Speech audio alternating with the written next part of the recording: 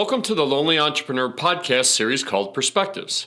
I am Michael Dermer, the author and founder of The Lonely Entrepreneur. For those of you who don't know me, The Lonely Entrepreneur was born from my own struggle of watching the healthcare business I built over 10 years nearly get destroyed in 10 days during the financial crisis of 2008. And it was my change in perspective that not only allowed me to rebuild and successfully sell our business, but also propelled my company to become an industry pioneer in healthcare. In our podcast series, we will help you with the one issue we all face, the struggle, by changing your perspective on the business and personal issues we all face. We will share parts of the Lonely Entrepreneur methodology, crazy stories from our journey, and interviews with well-known entrepreneurs. We've been in the trenches and know that passion and grit is not enough. Having the right perspective helps you be a better entrepreneur and can be the difference between success and failure. To learn more about how I overcame my struggle, visit us at lonelyentrepreneur.com. And remember, the difference between success and failure is your perspective. I hope you enjoy this episode.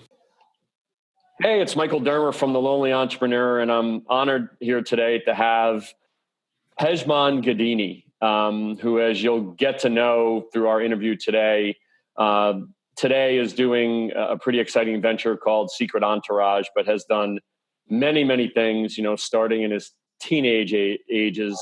And we're going to talk a lot about, his evolution to the success he's had today. So first of all, welcome. Thanks for joining us. I appreciate you having me on, buddy. My pleasure. So, I'd really like to go back to your roots as an entrepreneur. I know that it started, at a young age, but can you just give us a little bit about what you thought you identified in yourself and what age you were when you really thought, entrepreneurism was part of your DNA? Well, entrepreneurship for me didn't start till like my late 20s, but small business ownership started very, very early. When I was about 14 years old, I started a car wash on the side. I didn't have a green card, so, I figured out how to get a side job. And then even though I had a job, it was a job that wasn't necessarily, a job you could go like to McDonald's or anything. I was doing telemarketing for a very small company.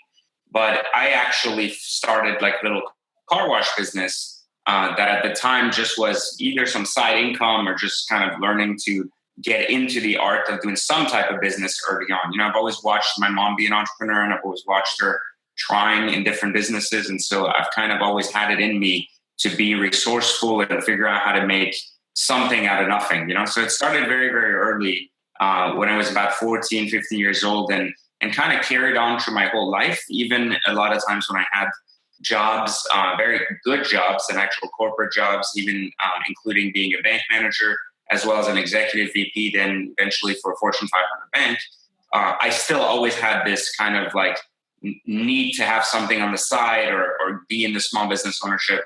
And then later in life, I kind of discovered that I wanted to evolve past that. And that's when entrepreneurship really came in the picture, really with Secret Entourage.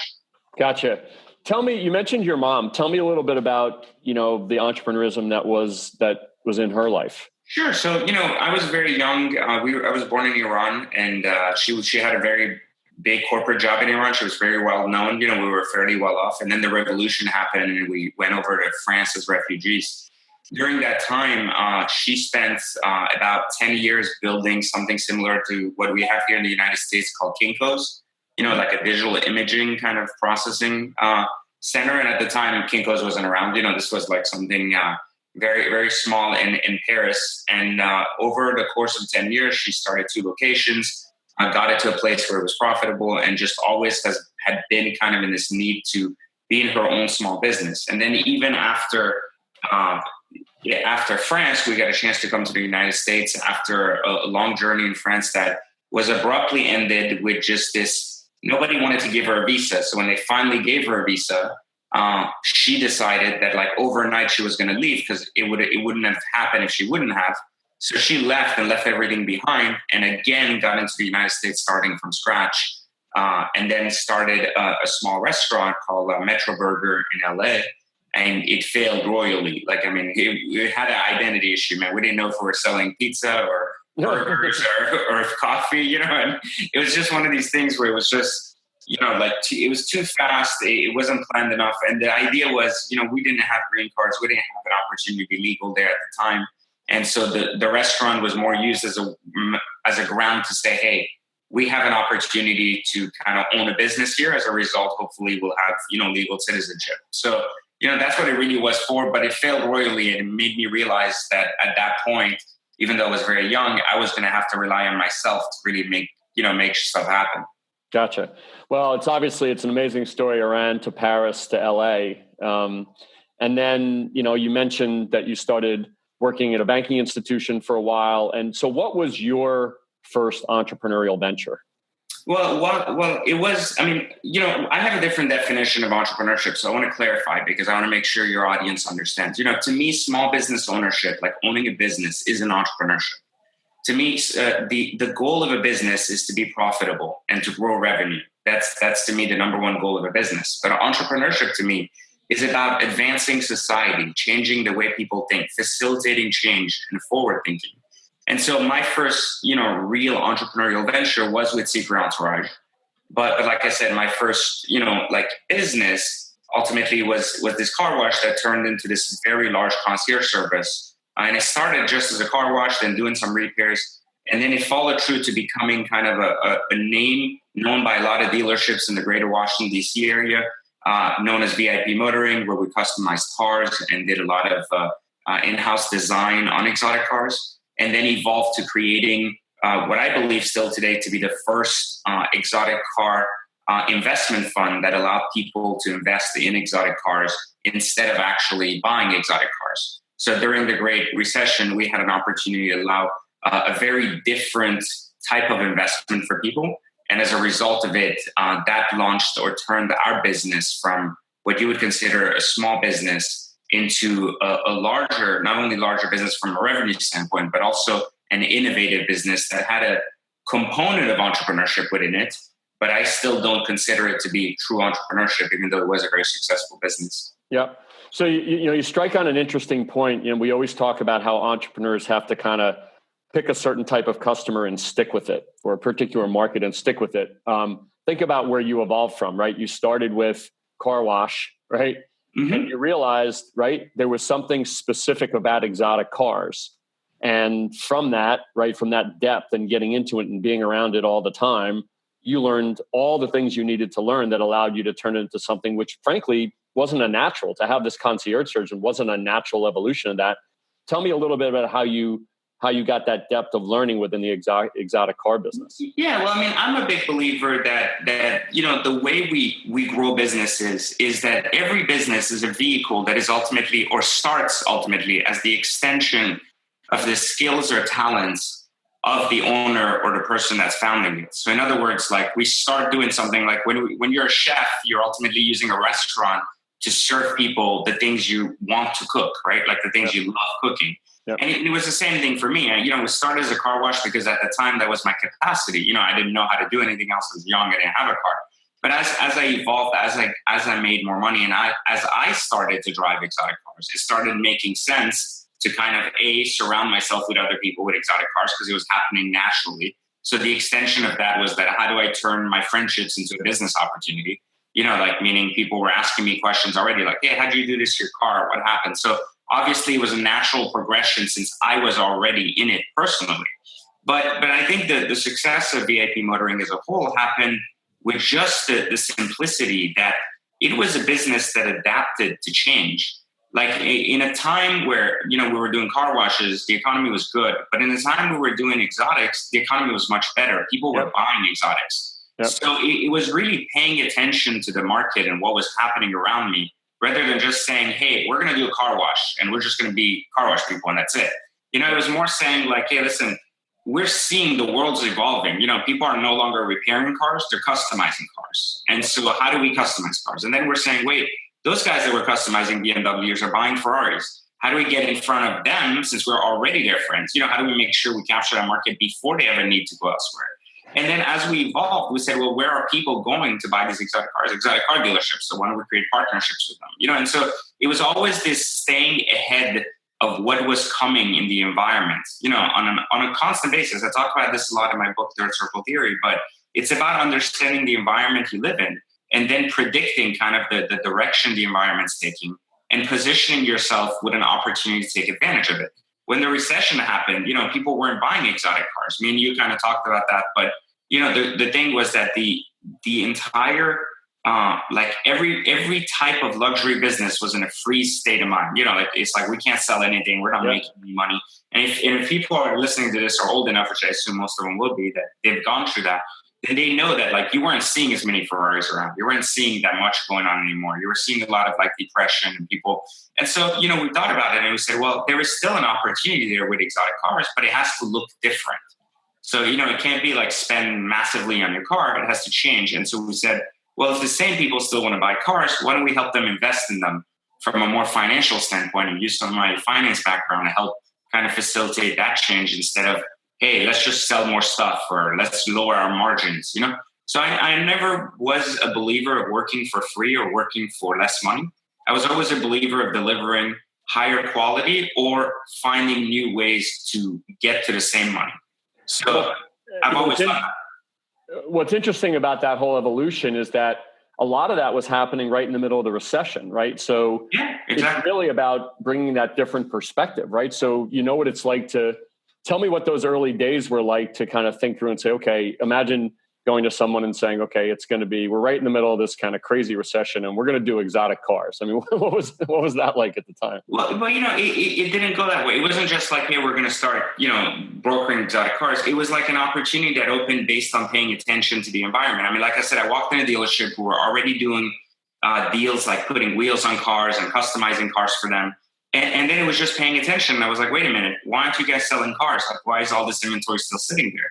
And, dealerships telling me like, hey, listen, keep on buying. I can't finance people for the type of money to even put wheels on them. So, we can't do business anymore. And so instead of kind of accepting like, oh, well, the world turned around and things are changing, my whole perspective was like sitting there and looking and saying, well, what are you doing with all this inventory that's sitting there? And the guy telling me, well, we're about to discard it because we have to return it because we can't even pay for it. We're about to go out of business. And so immediately look at an opportunity where understanding how the dealership world worked, I said, well, there's got to be margins on these cars. If I was willing to buy all of them, what kind of deal could we work out where I take over inventory you can't sell? Yep. And so, that created an opportunity because they wanted to get rid of inventory so that they could readjust the type of inventory they brought on board, seeing there was a new client base and everything. Yep. And I got an opportunity to create an untouchable relationship, ultimately helping dealers survive during the recession. Yeah. And so as a result of that, that created a whole new vertical of business for VIP motoring in the years, past that. Yep. Well, it's just, what we always say about entrepreneurs, right, is we may lack capital and resources, but we never lack the ability to think differently. And that's a great example of doing that. So tell me over the course of, your evolution, can you point to a day that you thought was the happiest day and a day that you thought was the most difficult day? Yeah, I mean, look, when I was in banking, like I said earlier, and I was doing very well. I mean, I'm still very proud of my banking days. I still think I had one of the best careers I've ever heard of in any story anywhere in terms of my corporate America career, and especially having had no degree and any like kind of formalized education. But when I lost my job in banking, that was a very bittersweet day for me because, I had money. This wasn't one of the situations where I was like, yeah, I'm poor now. I don't know what to do. It was more of a lost purpose, if that makes any sense. I just didn't know. I always thought I would be a great banker forever. I would be a banking CEO. This is what I would do. And one day you'd see me as like the Wells Fargo CEO kind of thing. And it just never happened, right? Like it was just kind of like someone put an end to that. Yep. And the more I try to get back into it, the more I realized the further away that purpose was getting from me and the less likely that was going to happen. And one of the things that happened at that point is I genuinely lost my purpose. Like I didn't know what I should do, and even with the revamp of VIP motoring and some of these other companies I launched after, I just never had a sense of like mattering, I was like, how do I matter? How do I create impact? How do I change things? And I realized that there was I had scammed myself out of this life thinking that having a position was a sense of purpose. I didn't realize early on because I was obviously young, naive, like most people, you have to have this learning curve. And I just didn't realize that I just wasn't in an environment that would allow my purpose to come out. But I think to answer your question, the greatest day was, ultimately when I had even more money. VIP motoring was very successful. Secret Consulting was successful. And I asked myself this one question. I said, if I die tomorrow, what would people remember me for? And the number one thing that came to my mind was, oh yeah, he was the guy with all the cool cars. And I was like, how stupid of a purpose is that? That you're the guy with the cool cars. And so I thought to myself that day, I said, that's not the way I want to be remembered. And I think that this became the greatest day because it was almost sad because I had to say I really haven't done anything, even though I've made a lot of money in my life. But it was also great because it made me re-look at my entire life and identify what was the most fulfilling part of my life. And that's when I've realized that teaching people and fostering talents and these qualities that have enabled me to help people either in my corporate America career or in my small business ownership career or through family and friends or anybody that I interacted with was ultimately where I felt I was making the biggest impact. And that kind of led me to finding my why and understanding that I did want to transition to a place where I was going to have a bigger impact than just creating businesses, making money, and evolving, which is when the idea of entrepreneurship came in for me. We talk a lot about, for entrepreneurs, that, the day that you embrace this whole idea of becoming a learner and becoming better at it and the humility that goes with that, that you get much better at being an entrepreneur. Was that something that was an evolution for you? Obviously, you had a little bit of an epiphany, right? That when you reflected, as you just said, on your purpose, did you sense that you were embracing getting better at it all on the way? Or did you feel like there was a moment where you went, wow, this really is starting to make sense to me, just in your ability to kind of build businesses and run businesses and be an entrepreneur? No, what happened is when I kind of had that awakening, it made it easier to connect the dots and understand why all of this time in my life I had been really successful building businesses. And I realized that experience was going to be instrumental to kind of moving forward. So I'm glad I had all these things happen to me, no matter good or bad, because they were going to position me to at least have the tenacity to take on such a big project. But I think that I also realized that as much experience as I had in business and leadership and everything else, being an entrepreneur was a completely different task. Yep. And so it was almost like I was starting over again. And I was sitting there and I was I still don't know how to do any of this stuff, and I felt like my 14-year-old self figuring out how to balance the checkbook, and people. And I was like, this is completely new because the dynamics of business are changed. But I was glad I had at least the business experience to not have as much struggle with, because there were so many other struggles that came with it. So it was just such a refreshing thing to say, well, at least I'm not worried about how to run a business or the accounting part or, having a team, building a team, bringing people on board. Just the dynamics of how a business changes when it's fueled by passion and purpose is very different than when it's fueled by profit, which is why I'm very big on separating entrepreneurship and business, in any lecture or conversation or anything else I have with anybody. Gotcha. So tell me a little bit more about what you're doing today with Secret Entourage and some of the other things that you're working on.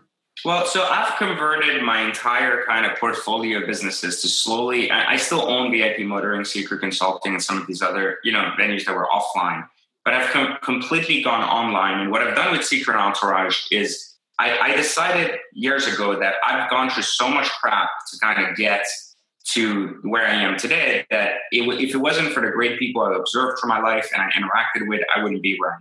And I never got a chance to go to school, not because I thought I was better than school, but because I never had originally the money. And then, I had to work full time. So it just didn't work. And then I lost interest. And so I've always thought that at the time anyways, there would be an evolution to the way young people learn, and there would be an evolution to how they want to learn. And there would be a need for faster, more effective education out there in the realm of business entrepreneurship. And so I created a platform called Secret Entourage, which stands for the secret to success. And now Entourage stands for not only the show, the lifestyle, but also Enter Our Age, because it was more geared towards a younger audience. And so the goal of it was to bring together millionaires, billionaires, and effective and current successful businessmen and entrepreneurs to teach in a 1-hour format each how successful they've been in their industry and what specifically has made them a success, or share perhaps some trade secrets or some kind of strategy that has helped them become successful, so that through that learning, more people in their industries would find success or would at least get their interest piqued about figuring out where they want to go. Like almost like a giant career counselor at college, where your career counselor would happen to be Mark Cuban instead of, some person sitting there. So, it was just bringing these people together to truly create a valuable platform that focused on this entry point to entrepreneurship, business, and really the realm of awareness, curiosity, and everything in between. It's unconventional in the sense that it isn't a platform that's like filled with products and services. It's a platform that's filled with information. And I think a great place for people to network, a great place for people to get a peek into the world of entrepreneurship and also start getting their feet wet. And from there, decide kind of which industry they want to take, who they want to be mentored by, what kind of individuals they want to surround themselves with, and also connect with other people like themselves in their town, communities, and everything else that can help support their journey so they don't feel alone. Because me and you both know that, being an entrepreneur feels very alone, especially in the earlier stages. Yep. So we always ask everybody that is the privilege of joining us, what advice would you give? And obviously you make a distinction between business and entrepreneurship, but knowing all that you know now, if you're somebody that's thinking about making the leap, right? What piece of advice would you give them before they do? I think self-honesty is the one thing we're not talking about enough out there. I think being honest with yourself is what I would tell people. I mean, look, if you want to be in business because you want to make money, that's fine. There's nothing wrong with that. This isn't something to be ashamed of. I know the media makes it sound like you have to follow your passion. I mean, there's plenty of businesses out there that are driven on revenue and money focused, and that's okay. And if you want to genuinely change the world, that's okay too. But I think being honest with yourself and having clear intentions and goals with yourself as to not only what you want to hold yourself accountable to, but really why are you trying to be in business? Because if you are trying to be in business for, just creating revenue and a lifestyle you want, that's fine. But if you give yourself these talks about grandeur and changing the world when in reality what you're interested in is the revenue you built from your customers, well, there's going to be a misalignment somewhere, and in that blur, you're going to get lost. Yep. And so I tell people, just be honest with yourself. If you're in business to make money, then look for revenue-driven model businesses. And if you're in business to drive change, then ask yourself if you are in a capacity to be the leader of that change. So I think, self-honesty is the best way to ensure that you have a long-lasting entrepreneurial or business career rather than one that is short-lived by massive failure and then a lack of confidence to follow. Yep. It's funny, in the Lonely Entrepreneur book, we call that the brutal truth. So there you go. Yeah. It's not always pleasant. In most cases, it's not. Right. Big boys and girls stuff. Listen, incredibly insightful. I really encourage people to take a look at Secret Entourage and a lot of the other things that you're doing. Tell us where we can find out more about you guys. Yeah, so you can definitely find us at secretentourage.com and find our academy at secretacademics.com. And I recommend that if anybody's interested in business or entrepreneurship, to at least check out the book Third Circle Theory, which can be found at thirdcirclebook.com. A book that'll definitely awaken kind of yourself and really understanding if you are meant to be an entrepreneur or not. Thanks, PJ. I really appreciate your time and insights. And I think our audience can really learn a lot from your long experiences. So thanks again for your time. Oh, thank you for having me on. Thank you for listening to this episode of Perspectives, the podcast series from The Lonely Entrepreneur. You can find this episode and the show notes at lonelyentrepreneur.com/podcasts or at lonelyentrepreneur.com in the menu section entitled Podcasts. Our goal is that each time you interact with The Lonely Entrepreneur, you gain a perspective that helps you become a better entrepreneur when you go back to your desk that day. To do that, we provide a series of tools at lonelyentrepreneur.com. Thanks again for listening, and remember, the difference between success and failure is your perspective.